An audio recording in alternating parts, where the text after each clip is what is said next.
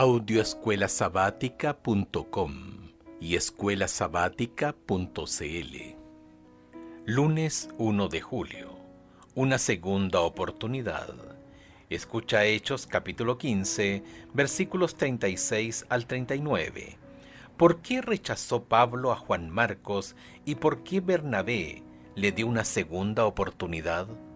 Después de algunos días, Pablo dijo a Bernabé: volvamos a visitar a los hermanos en todas las ciudades en que hemos anunciado la palabra del Señor para ver cómo están.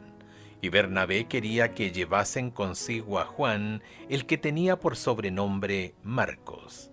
Pero a Pablo no le parecía bien llevar consigo al que se había apartado de ellos desde Panfilia y no había ido con ellos a la obra.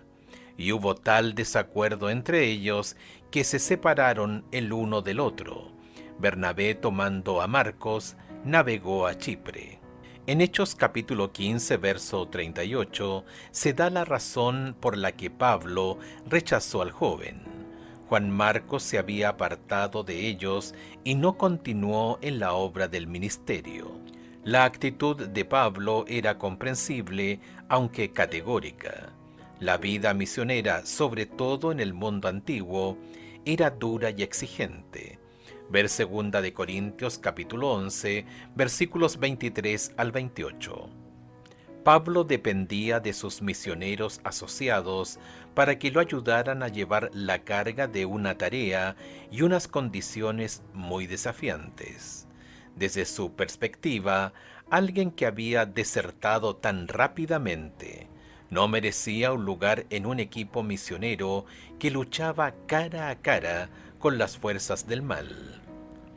Bernabé no estuvo de acuerdo. Él veía potencial en Marcos y no quería dejar atrás al joven. La disputa que se suscitó entre Pablo y Bernabé respecto de Juan Marcos fue tan profunda que se separaron. Pablo eligió a Silas para que fuera con él, y Bernabé tomó a Marcos. Hechos no explica por qué Bernabé decidió llevar a Marcos consigo. En verdad, este es el último pasaje del libro de Hechos que menciona a ambos nombres, pero no el último lugar del Nuevo Testamento donde se lo nombra a Marcos.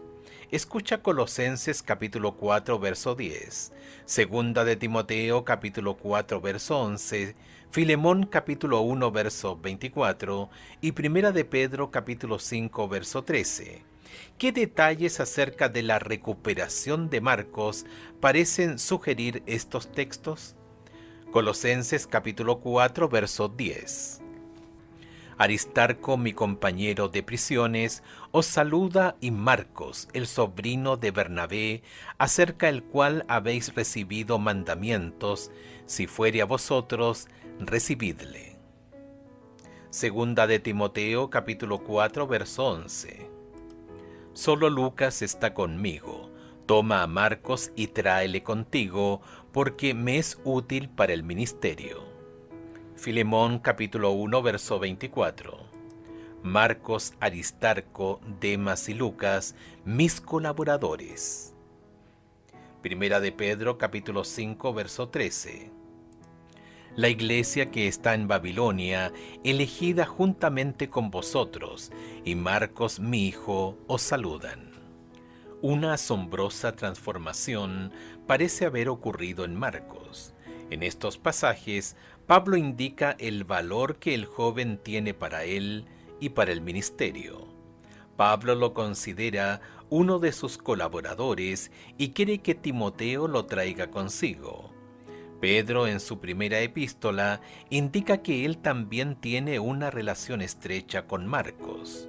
Estos documentos de Pablo y Pedro fueron escritos probablemente a principios de la década del 60, entre 15 y 20 años después de la experiencia registrada en Hechos capítulo 15.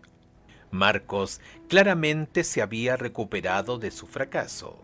Esto ocurrió casi con certeza, gracias a la confianza que su tío Bernabé había depositado en él.